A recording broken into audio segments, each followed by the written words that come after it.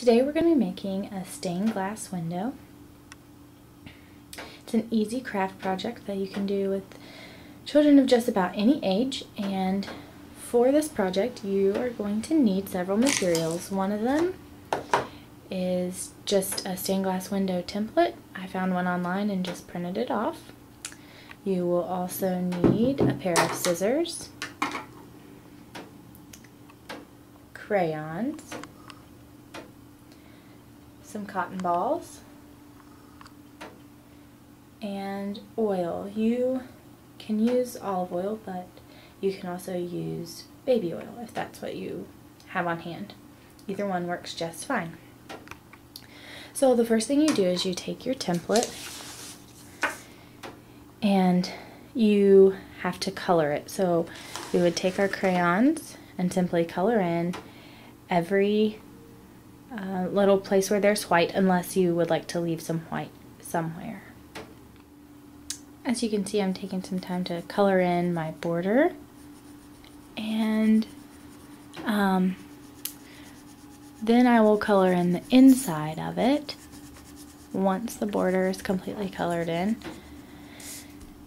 Choosing any colors that you would like. Be sure to remind the students that as they're doing this, they should probably do it to replicate what a real stained glass window in a church might look like, because that's the lesson that this goes with, is just that stained glass windows usually are art forms that depict stories, and a lot of times they're found in churches, so they should probably choose colors and things like that that they may really see in a church.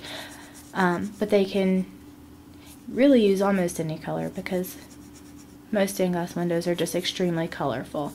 So just remind them of that as they're coloring. Here you can see some of the progress that I've made. I'm not completely finished, but we're getting there.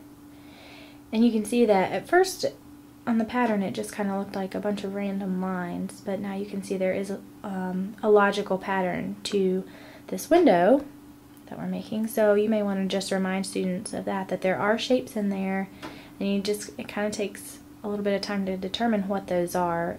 With just the black and white it's hard to tell, but once you start coloring you can kind of see the shapes and patterns that are in there, and you may just want to bring students' attention to that. Okay, I'm finally finished coloring. You can see all of the white spaces are completely filled in.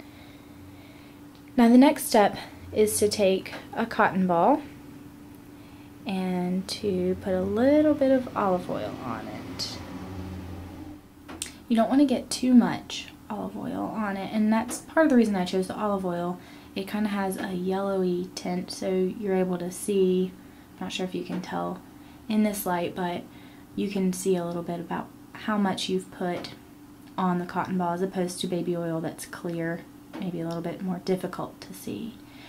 And then what you'll do is you'll take your cotton ball and just lightly rub on your drawing. And what this does is it just kind of takes, I'm not sure if you can really see what is happening here, but it just kind of smooths out the colors and gives it more of a glossy look rather than just a crayon look to it. So you'll do that over the entire piece that you have colored. Okay, I'm finished rubbing my entire piece. Can you tell how the colors have kind of separated? You can kind of see the lines of the crayon, but it's definitely got a different texture. It's a more shiny texture. Okay, and we have just one more step before we're ready to display our artwork, and that is cutting it out. So just like this one that we've done previously, it's our example, you will just cut it out all around the outside lines. Okay, I've completely cut out our finished stained glass window. One of the best ways to display this would be to actually hang it on a window, because you can really see the light coming through. So that's what we're going to do. We're going to put it over here on this window, and you can see the splotches where there's the oil And the light shines through more in those places where the oil soaked in more. It shines through better in those places. But you can see how it looks like a stained glass window.